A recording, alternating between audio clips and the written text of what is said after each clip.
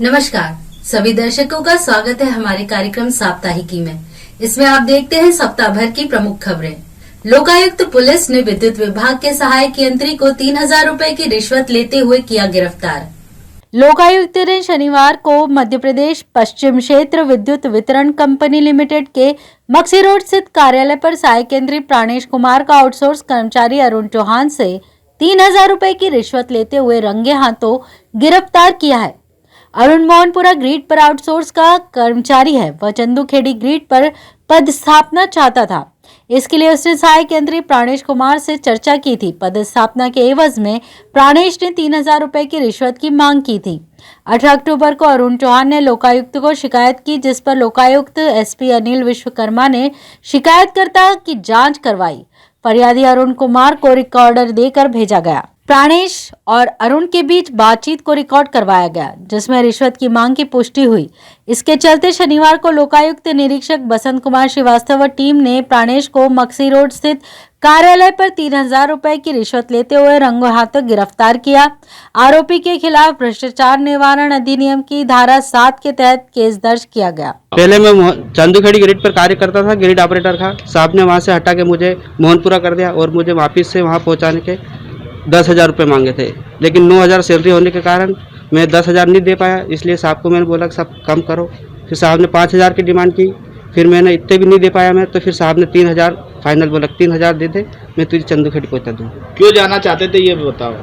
क्योंकि मुझे वहाँ से मेरा गाँव पास में पड़ता था और मैं पुराना वहीं का हूँ, मतलब वहाँ ही पहले ड्यूटी करता था, इसलिए मुझे वही सुविधाजनक अच्छा लगता था। तो इस पर सत्यापन मुझे निरीक्षक द्वारा किया गया, जिस पर 3000 रुपये का रिश्वत लेते हुए मांग पाए जाने पर आज एक ट्रैप ऑर्गेनाइज किया गया और आज 22 तारीख को उनके कार्यालय में उनको 3000 रुपये लेते हुए पकड़ा है और उनके विरुद्ध अभी धारा 7 भ्रष्टाचार निवारण अधिनियम का पंजीबद्ध किया गया है और अभी कार्रवाई जारी है। तो कहाँ से कहाँ करने की बात हो रही थी? इसको मोहनपुरा में इसके भी वर्तमान में पदस्थापना है और इसको चंदूखेड़ी ग्रिड चाहिए थी। चंदूखेड़ी के लिए उन्होंने पैसे की मांग की गई थी। सर्वप्रथम बाबा महाकाल के आंगन में मनाया गया दीपोत्सव पर्व। बाबा महाकाल को गर्म जल से स्नान करवा कर चंदन व केसर का उपटन लगाया गया। हिंदू परंपरा का सबसे बड़ा त्योहार दीपावली का पर्व भगवान महाकाल के मंदिर में तड़के होने वाली भस्म आरती के दौरान मनाया गया। मान्यता है कि सभी त्योहारों की शुरुआत सबसे पहले महाकाल मंदिर से की जाती है। आज सुबह 4 बजे बाबा को गर्म जल से स्नान करवाया गया। भस्म आरती के दौरान सबसे पहले महाकाल को पंचामृत स्नान कराने के बाद रूप चतुर्दशी के अवसर पर पुजारी परिवार की महिलाओं ने भगवान को केसर चंदन इत्र का उपटन लगाया। रूप चौदस पर वर्ष में एक बार पुजारी पुरोहित परिवार की महिलाएं शामिल होती हैं और बाबा महाकाल का विशेष श्रृंगार कर रूप निखारती हैं। ये मौका साल में एक ही बार महिलाओं को मिलता है, जिसमें सभी सुगंधित द्रव लेकर महिलाएं बाबा महाकाल के लिए उपटन तैयार करती हैं और उन्हें लगाती हैं। इसके बाद दूध, दही, घी, शहद और फल के रस से बने पंचामृत से अभिषेक पूजन किया गया। इसके पश्चात महंत विनीत गिरी जी ने भस्म आरती संपन्न की। महाकाल का भांग, चंदन, सिंदूर और आभूषणों से राजा के रूप में श्रृंगार किया गया। मस्तक पर तिलक और सिर पर शेषनाग का रजत मुकुट धारण कर रजत की मुंड माला और रजत जड़ित रुद्राक्ष की माला के साथ साथ सुगंधित पुष्प से बने फूलों की माला अर्पित की गई। इसके बाद गर्भगृह में बाबा महाकाल के साथ पंडित पुजारियों ने फुलझड़ियां जलाकर दीपावली पर्व मनाया। मंदिर को आकर्षक रंग बिरंगी रोशनी और फूलों से सजाया गया। दिवाली पर्व पर महाकाल को अन्नकूट लगता है, जिसमें धान, खाजा, शक्करपारे, कुंजे, पपड़ी, मिठाइयाँ सहित भोग की थाली में खास मूली की सब्जी, बैंगन की सब्जी का भोग भी अर्पित किया जाता है। दीपावली महापर्व पर बाबा महाकाल का आंगन देशी विदेशी पुष्पों से महक उठा। थाईलैंड, बैंकॉक, मलेशिया के अलावा भारत देश के बेंगलोर, कोलकाता, दिल्ली, मुंबई से anthurium, Lilium, कार्निशियन, कैस्टिमियम, orchid, Sevanti, Daisy जैसे पुष्पों से बाबा के आंगन को सजाया गया। इस बाबत पंडित प्रदीप गुरु ने बताया। आज भगवान महाकालेश्वर जी के इस महाज्योतिर्लिंग पे महापर्व बना। दीपावली के महापर्व पे सबसे पहले भगवान महाकालेश्वर जी के यहाँ फूलचड़ी का उजाला किया गया और प्रकाशमय दिवाली सुगुण रूप से भगवान महाकालेश्वर जी के यहाँ पे बनी। भगवान महाकालेश्वर जी के इसी महाभस्म आरती के अंदर सबसे सर्वप्रथम अन्नकूट अन्न को कूट कूट के बनाया हुआ धान मिष्टान भगवान महाकालेश्वर जी को अर्पित किया। आज मैं इस महाज्योतिर्लिंग से अपने समस्त पुजारी पुरोहित परिवार की ओर से हिंदुस्तान भर के देशवासियों को और पूरी विश्व के समस्त मानव जात को, समाज को यहाँ से भगवान महाकालेश्वर जी को से दीपावली की बहुत बहुत शुभकामना प्रदर्शित करता हूँ और भगवान उनका आनंद मंगल में रखे और सदा मंगल करे महाकाल। जीवाजी वेधशाला में सोलर फिल्टर के माध्यम से दिखाया गया सूर्य ग्रहण लगभग 1 घंटे की अवधि तक रहा देखने की स्थिति में। दीपावली के दूसरे दिन मंगलवार को आंशिक सूर्य ग्रहण करीब 4 घंटे 4 मिनट तक रहा। इस दौरान मध्य की स्थिति बनने पर सूर्य का 63.2% भाग ढक गया। ग्रहण की शुरुआत दोपहर 2:28 पर, मध्य की स्थिति दोपहर 4:30 और शाम 6:32 पर मोक्ष रहा।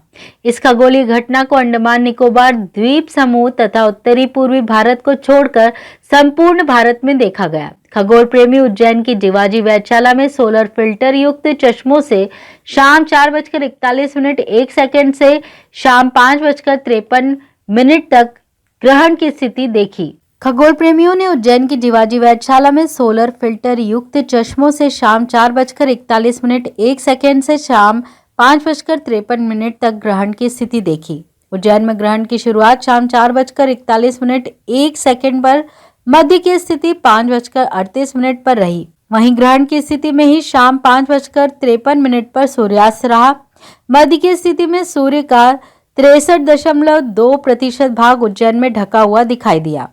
इस विषय में जानकारी देते हुए जीवाजी वेधशाला अधीक्षक राजेंद्र प्रकाश गुप्त ने बताया, आज आंशिक सूर्य ग्रहण है। ग्रहण का प्रारंभ 4:41 पर हो गया है और हम देख रहे हैं कि उत्तर की ओर से सूर्य का बिंब धीरे धीरे ढकता हुआ दृष्टिगोचर हो रहा है। मध्य की स्थिति 5:38 पर है। इस समय 32.6% ढका हुआ भाग उज्जैन में दृष्टिगोचर होगा।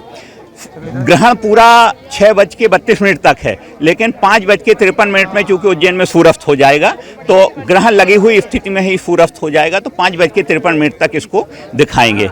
वेधशाला में सोलर फिल्टर युक्त चश्मे से इसको दिखाने की व्यवस्था की गई है। बहुत बड़ी मात्रा में नागरिक यहाँ आ रहे हैं और इसको देख रहे हैं। बड़नगर तहसील के ग्राम भिड़ावदा में परंपरा अनुसार मनाया गया गाय गौहरी पर्व।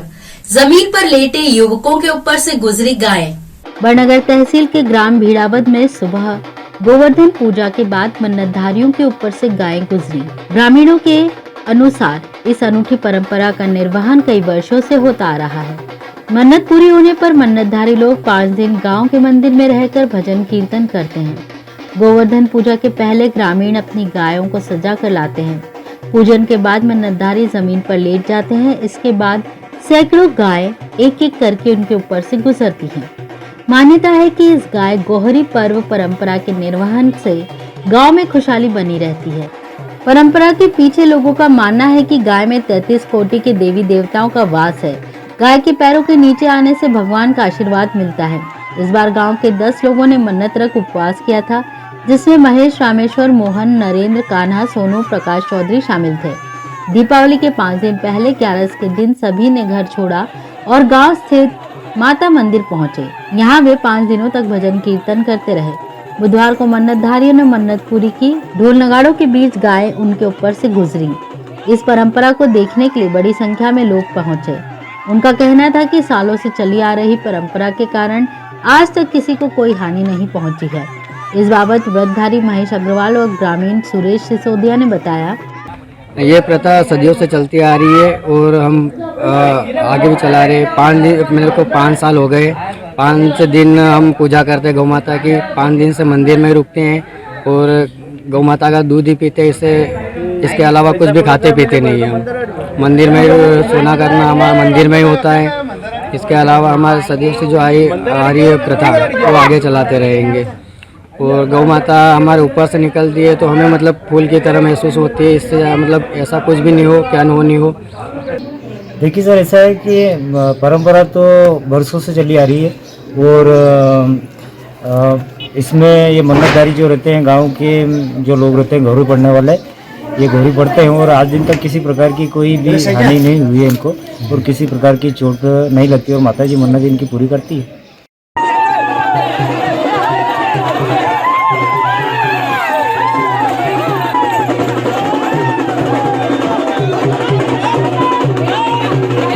प्रतिबंध के बावजूद बददस्तूर जारी रही पाड़ों की लड़ाई। सैकड़ों लोग देखने पहुंचे, पुलिस को नहीं लगी भनक। प्रतिवर्ष की तरह इस वर्ष भी परंपरा अनुसार पाड़ों की लड़ाई कराई गई। इसे देखने सैकड़ों लोग जमा हुए। भूखी माता चौराहे के पास उजरखेड़ा हनुमान मंदिर तक जाने वाली सड़क पर एक खेत में यह आयोजन किया गया। इस वर्ष 8 जोड़ों ने मैदान में अपने हुनर दिखाए। सबसे पहली लड़ाई शंकर और भीम के बीच हुई, जिसे देखने के लिए आसपास के क्षेत्रों से सैकड़ों की संख्या में दर्शक जमा हुए। पूरी लड़ाई के दौरान दोनों ही पाड़ों के मालिक और उनके परिवार पाड़ों को संभालते नजर आए। दोनों पाड़ों में बहुत अधिक संघर्ष होने के बाद उनके पैरों में रस्सी डालकर दूर किया गया। हालांकि प्रतिवर्ष स्थानीय पुलिस द्वारा इस पर प्रतिबंध लगाया जाता है, लेकिन फिर भी इस तरह के आयोजनकर्ता और सैकड़ों की तादाद में दर्शक प्रतिवर्ष जमा होते हैं। दोपहर से शाम तक पाड़ों की लड़ाई का रोमांच बना रहा। कानून की नजर से देखें तो यह पूरा आयोजन पशु क्रूरता अधिनियम के अंतर्गत आता है। पिछले वर्षों में कई बार पाड़े लड़वाने वाले लोगों पर पुलिस ने कार्रवाई भी की है। इस वर्ष इतनी बड़ी संख्या में दर्शकों का इकट्ठा होना और संबंधित थाना पुलिस को इसकी जानकारी न होना पुलिस की कार्य प्रणाली पर एक बड़ा प्रश्न चिन्ह लगाता है। खैर कुछ भी हो, लेकिन शहर की जनता ने पाड़ों की लड़ाई का खूब आनंद लिया।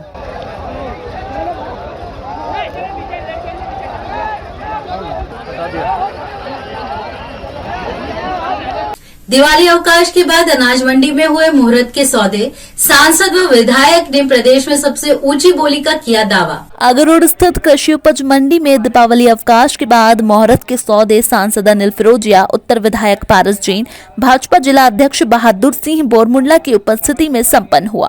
मुहूर्त नीलामी लॉटरी सिस्टम के माध्यम से की गई। इस मौके पर अनाज तिलहन संघ के समस्त पदाधिकारी भी उपस्थित रहे।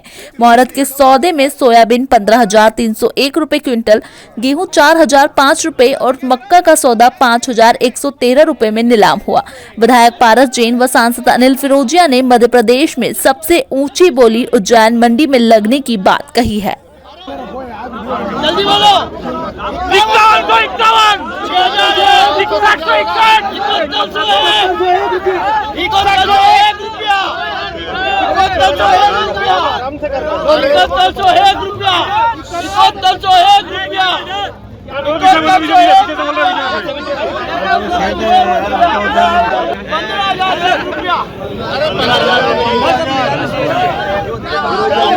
यहाँ पर सोयाबीन जो है 15,301 रुपये बिकी है। ये 15,301 रुपये के भाव जो हैं रिकॉर्ड भाव हैं। आप इंदौर पे देखेंगे तो भी उससे ज़्यादा है। और गेहूं के भाव करीबन 4,005 रुपये। हमारा गेहूं जो है वो 4,005 बिका है और मक्का जो है 5,113 रुपये बिकी है। किसानों को फुल भाव दिया है। अभी हमारे सांसद जी ने भी कहा था कि किसान भी हमारा अन्नदाता है, उसका भी ध्यान रखना हमको आवश्यक है। किसान, व्यापारी, मजदूर, ये मंडी सबका ध्यान रखती है। आज दीपावली के पावन पर्व पर सबको अपनी ओर से बहुत बहुत बधाई और बहुत बहुत शुक्रिया। किसानों में अपार उत्साह है और वास्तव में पिछले बार भी पूरे मध्य प्रदेश में जो है उज्जैन में ही सबसे जो मुहूर्त के सौदे सबसे बड़े हुए थे और आज भी मैं विश्वास दिलाता हूँ कि पूरे मध्य प्रदेश में सबसे बड़ा अभी डॉलर की नीलामी बाकी है, जो मध्य प्रदेश के यशस्वी मुख्यमंत्री और प्रदेश के यशस्वी प्रधानमंत्री जी का सपना है कि किसान को समृद्ध करना है। किसान समृद्ध होगा तो हमारा देश भी समृद्ध होगा। तो वास्तव में आज देखने में आ रहा है कि हमारे किसान के लिए भी व्यापारियों ने भी ये कहा है कि हमारे व्यापारियों ने भी ये कहा है कि किसानों को हम मदद करेंगे और उनको खुश रहेंगे तो हम भी खुश रहेंगे। तो मोदी जी का सपना साकार होते हुए नज़र आ रहा है। मैं दिवाली के इस अवसर पे हमारे धरती पुत्र किसान को, व्यापारियों को, सबको बहुत बहुत शुभकामनाएं, बधाई। तो ये थी सप्ताह भर की प्रमुख खबरें। मिलते हैं शनिवार को साप्ताहिकी के अगले अंक में। तब तक के लिए नमस्कार।